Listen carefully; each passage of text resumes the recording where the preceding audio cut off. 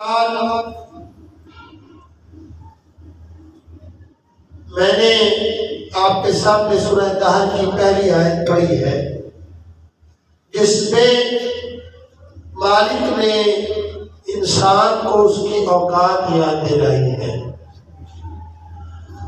فرمایا کہ بے شک انسان پر ایک وقت وہ گزرا ہے کہ جب اس کا نام اور نشان نہیں تھا۔ اس میں کوئی سمجھنے والی بات ہے ہی نہیں کہ جس کو انسان یہ سوچتا پھرے کہ پتہ نہیں مالک نے کس بات پر یہ بات کی ہے، سیدھا مخاطب ہو کر فرمایا کہ تجھ پر وہ وقت گزرا ہے کہ تجھے کوئی جاننے والا نہیں تھا، تیری کوئی پہچان نہیں تھی، تیری کوئی اوقات نہیں تھی۔ اب مولا بے شک تو بہتر فرمانے والا ہے، تو بہتر عطا کرنے والا ہے، تو نے بالکل حق فرمایا ہے کہ واقعی ہم تو اس قابل تھے ہی نہیں، لیکن پھر بھی تیری شان کریمی کہ تو نے ہمیں اپنی بارگاہ میں جھکنے کا موقع عطا فرمایا۔ ہمارے جیسے گناہگاروں میں سے ایک اعلیٰ کو اپنا نائب چنا، اس کو اپنی قربت عطا کی۔ آپ کو پتہ ہے جب اس انسان کو بنایا گیا نا تو فرشتوں نے اللہ کی بارگاہ میں عرض کی، مولا جسے تو اپنا نائب مقرر کر رہا ہے یہ تو سراسر تجھ سے بغاوت کرے گا، یہ تو سراسر بے ایمان ہے، یہ تیرا وفادار نہیں ہے، اور تجھے کیا ضرورت اس کو نائب مقرر کرنے کی، تو خود قادر ہے، تیرا ذکر کرنے کے لیے ہم موجود ہیں، اور پھر بھی اگر ہم بھی نہ ہو تو پھر بھی کسی کا محتاج نہیں ہے۔ تو مالک نے فرمایا کہ ارے جو میں جانتا ہوں وہ تم نہیں جانتے۔ وقت گزرتا گیا، حضرت آدم علیہ نبینا سے وہ جو معاملہ ہوا تو پھر فرشتوں نے اعتراض کیا کہ مولا ہم کہتے تھے کہ یہ تیرے حکم کی پاسداری نہیں کر سکے گا۔ میرے مولا نے پھر فرمایا کہ جو میں جانتا ہوں وہ تم نہیں جانتے۔ جہاں پر بھی اس انسان کو کمی اور گھاٹا آنے کی بات ہوئی وہاں پر میرے اللہ نے ہماری لاج رکھی اور بتایا۔ پھر ایک اور بات ہے، آپ کو پتہ ہے کہ جب اس کی روح کو بنایا گیا تو فرمایا ہم نے اس میں روح پھونکی۔ مالک نے خود فرمایا یہ کسی فرشتے کا کام نہیں تھا۔ اور پھر قرآن نے کہا لَقَدْ خَلَقْنَا الْإِنسَانَ فِي أَحْسَنِ تَقْوِيمٍ، کہ ہم نے اسے بڑا کمال اور بڑے احسن طریقے سے خلق کیا ہے۔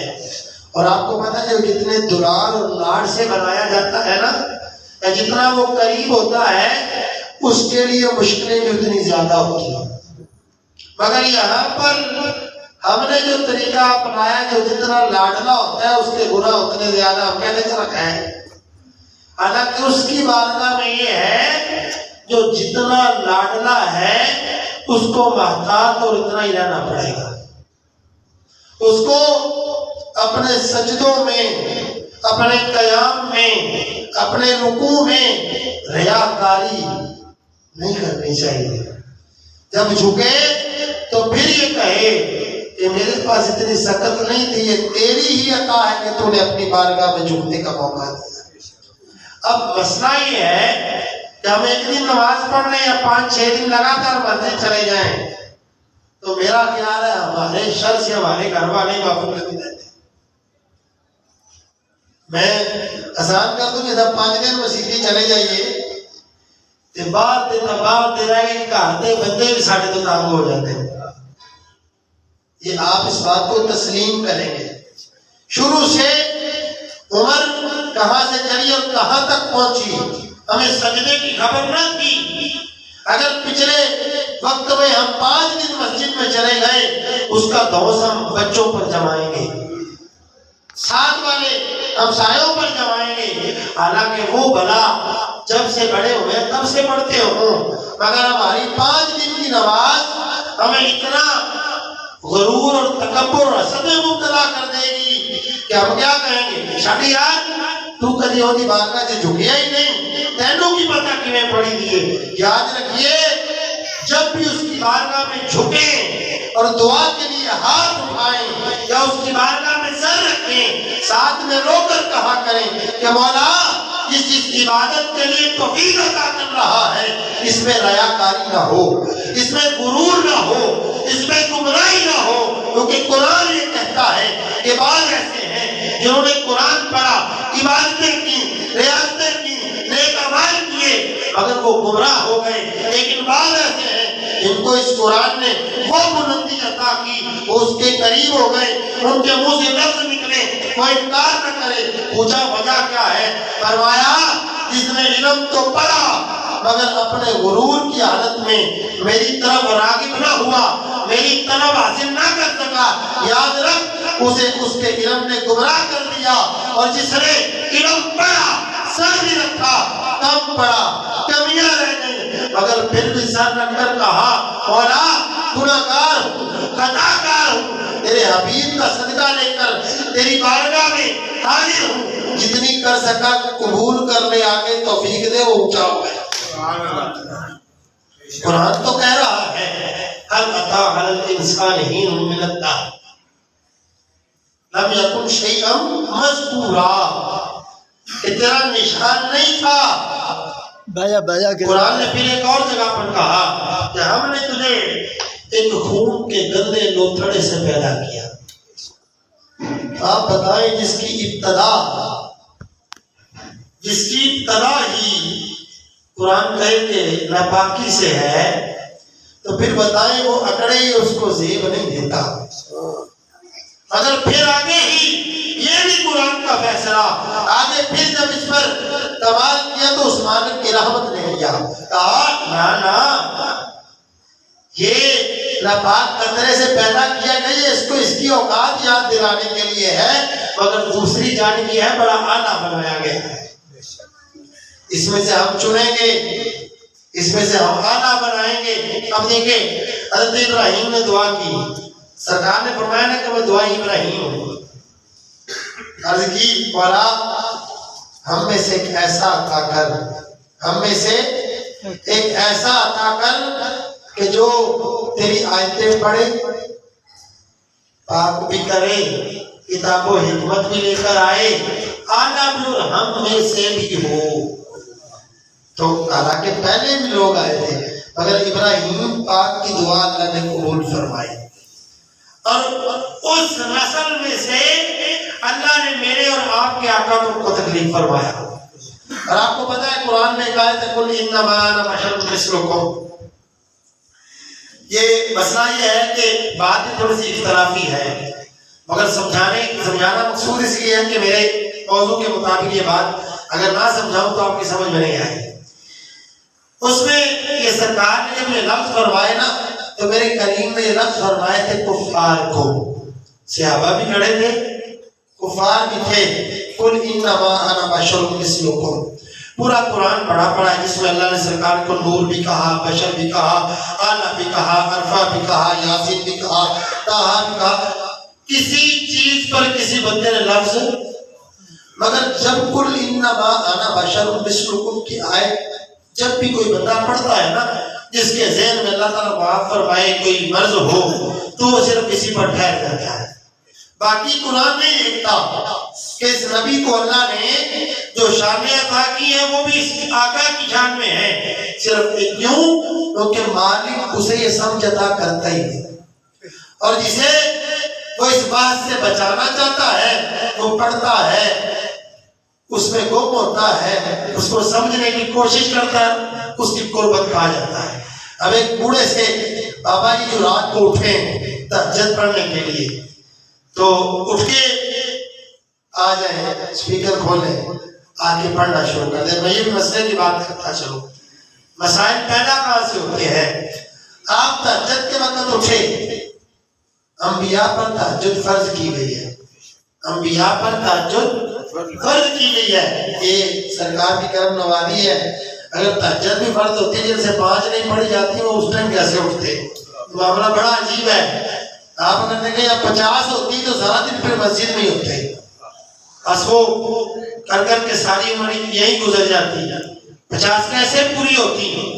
یہ بھی سرکار کی کرم نوازی اور اللہ کا کرم ہے، خاص رحمت ہے. پڑھتے 5 ہیں مگر اجر 50 کا ملتا ہے. پھر فرمایا اگر جماعت کے ساتھ ایک پڑھے گا 27 کا ثواب دوں گا. آپ پڑھ تو ایک کیوں؟ سرکار نے اپنی تھی مولا عمر 360 سال، عمر 100 سال، عمر 200 سال. میرے تو امت ہی کوئی 60 سال ہے، کوئی 20 سال ہے، کوئی 25 سال ہے، کوئی 10 سال ہے، کوئی 70 سال ہے. اس سے بڑھ کر بڑی مشکل ہے. فرمایا محبوبہ فکر نہ کریں، آپ کا صدقہ اور آپ کی محبت کی وجہ سے ایسی راتیں عطا کروں گا جن میں وہ عبادت کریں گے تو ان راتوں والوں پر بھاری ہوگی، ان عمروں والوں پر بھاری ہوگی. اب نشان بھی ہمارا نہیں مگر انتظامات بھی ہمارے لیے، نام بھی ہمارا نہیں، راستے بھی ہمارے لیے، عمل بھی ہمارا نہیں مگر پھر بھی راہ پوری ہمارے لیے. وجہ کیا ہے؟ تو بتایا کمال تم میں نہیں ہے، یہ تیرے اور میرے حبیب کی وجہ سے ہے. اور تجھے بار بار یہ باور کراتا ہوں کہ ارے اپنی اوقات کو سمجھ اور اس محبوب کی غلامی میں ہو کر میری بارگاہ میں جھکتا رہے. تجھے دنیا کے در پر جھکنے نہیں دوں گا. دنیا داری کا ایک معاملہ ہے. جو بات کر رہا تھا کہ تہجد کے وقت بابا جی اٹھے، انہوں نے آگے سپیکر کھولا. اب ظاہری بات ہے رات کا سناٹا ہو، آپ کو پتا جب سپیکر کھلے گا تو آواز دور جائے گی یا نزدیک تک رہے گی؟ کیونکہ خاموشی ہوگی. مگر یاد رکھیے شریعت کے خلاف باتیں ہیں. آپ کو یہ بات بری محسوس ہوگی مگر تہجد کا جو رشتہ ہے وہ بندے اور رب کا ایک چھپا ہوا رشتہ ہے. فرمایا اگر اس کی قبولیت چاہتے ہو تو جب گھر سے اٹھو تو مزہ تب ہے جو 7 چارپائی پہ لیٹا ہے خبر اس کے بنا ہو. اب یہ نہیں کہ آپ اٹھے 7 بندوں کو 7 پہ جگائیں اور پھر اس کا حاصل کچھ نہیں ہے. نماز پڑھنے کے لیے حق ہے، فرض کے لیے جگا رہے ہیں، وہ حق ہے، جگانا چاہیے. لیکن نوافل کے لیے جگانا یہ آپ کا اپنا معاملہ ہے. فرضی نماز میں بھی حکم یہ ہے فرض پڑھو سب کے سامنے، نوافل چھپ کے پڑھو، گھر جا کے پڑھو، اجر زیادہ ہے. لیکن آج تک ہم نے اس کو سمجھا نہیں ہے.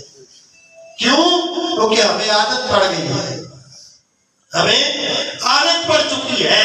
حالانکہ قسم خدا کی اگر ہم اپنی اوقات کو سمجھ لیں، اپنی ذات کو سمجھ لیں، یاد رکھیے کبھی اس کی بارگاہ سے روگردانی نہ کریں. وہ تو اتنا رحیم ہے.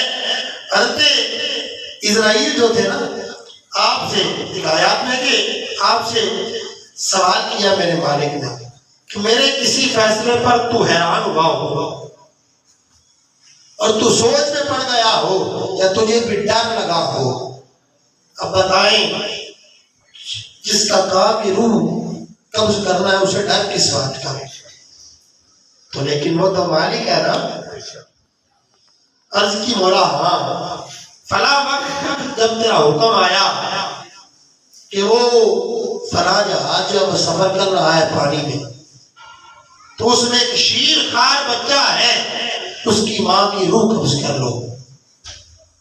عرض کی مولا جب اس کی روح قبض کرنے کا حکم ہوا تو میں تیرے فیصلے کو سمجھ نہیں سکا، میں تیرے فیصلے کو سمجھ نہیں سکا. کہتے ہیں کہ جیسے یہ بات سنی تو کہا پھر تیرا حکم ہوا اس جہاز کو تباہ کر دے.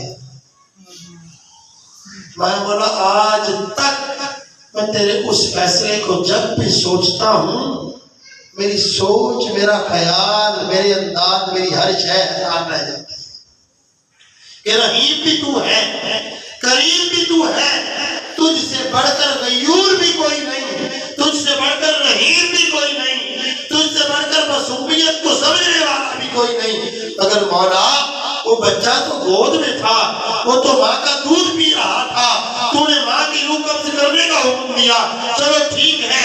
پھر حکم جب ہوا جہاز والوں کی تمام کی زندگی کو ختم کرنے کا حکم ہوا، کہتے ہیں میں سمجھ نہ سکا، میرے مالک نے فرمایا اسرائیل جانتا ہے اس بچے کو ہم نے کیا کیا عطا کیا اور پھر اس کا صلہ اس نے ہمیں کیا دیا؟ عرض کی نہیں مولا، فرمایا ہم نے اسے کنارے پر لگایا، ان اللہ علی کل شیء قدیر، کہ وہ ہر شے پر قادر ہے، کنارے پر لگایا۔ سورج کی دھوپ کو حکم دیا کہ تیری دھوپ اس کے جسم کو تنگ نہ کرے۔ وہ جنگلی جانور جنہیں سوائے چیر پھاڑ کے کچھ آتا نہیں، انہیں حکم دیا اس کی خوراک کا بندوبست تمہارے ذمے ہے۔ کہتے ہیں وہ بڑا ہو گیا، وہ دلیر ہو گیا، اسے شان و شوکت دی، مگر دیکھ اس نے ہم سے بغاوت کی، وہ وفادار نہ ہوا، کہتے ہیں وہ نمرود بنا۔ جب یہ بات سنی اسرائیل جھک گئے، فرمایا دیکھ ہم جتنی آسائشیں دیتے ہیں یہ اتنی روگردانی کرتا ہے، اس لیے ویسا بدر کہ جس نے اونچا نام کھایا چلے دے وچ سڑیا۔ اور پھر جب اس کی بارگاہ کی بات آتی پھر ایک بات کہتے ہیں کہ اول ہم ثنا الہی، جو مالک ہر ہردا اس دا نام چتارن والا کسے میدان نہیں ہردا، کہ اسے سب بڑائیاں اسی کے شایان شان ہیں۔ یہ انسان تو فانی ہے، اسے تو آپ کو بات ہی ہے کہ دیکھ کیا کہا کہ تو اٹھ نہیں سکتا تھا، تو خود سے اپنی ناپاکی کو صاف نہیں کر سکتا تھا، تجھے توانا کیا، تجھے عقل دی، تجھے فہم دیا، کبھی اوقات یہ تھی کہ تو آگ جلانے کے لیے جنگلوں میں لڑتا تھا، تجھے کپڑے پہننے کی سمجھ نہیں تھی، پھر کہا تجھے سمجھ دی، تجھے عقل دی، تجھے فہم دیا، اور پھر کہا ارے تجھے جن و انس کو ہم نے اپنی عبادت کے لیے پیدا کیا، تیری اصل یہ تھی مگر تو اپنی اصل کو بھول گیا، تیری حقیقت یہ تھی مگر تو اپنی حقیقت کو بھول گیا۔ مگر دوسری جانب فرمایا ارے اگر کسی بزرگ کی گٹھڑی کے ساتھ کانٹے لگ جائیں اور ان کانٹوں کو فرید نتار فرماتے ہیں، ڈھونڈے نے نا گڑی اٹھائی، بادشاہ گزرا، ٹکرایا، گٹھڑی گر گئی، اب اس میں ساری لکڑیاں کانٹے یہ ہو، سر پہ اٹھائی اور جانے لگا، اوپر رکھوا دی نا، تو جاتے ہوئے بادشاہ کہنے لگا کہ بلیا یہ بیچ دے تو بوڑھا آدمی کہاں جائے گا؟ کہنے لگا جی اس کی قیمت آپ نہیں دے سکیں گے۔ اب دیکھیے جس کو سمجھ آ جائے نا اس کی، پھر وہ مار نہیں کھاتا۔ اب جس کا نشان نہیں تھا جب اسے سمجھ آئی تو پھر عالم کیسا ہوا؟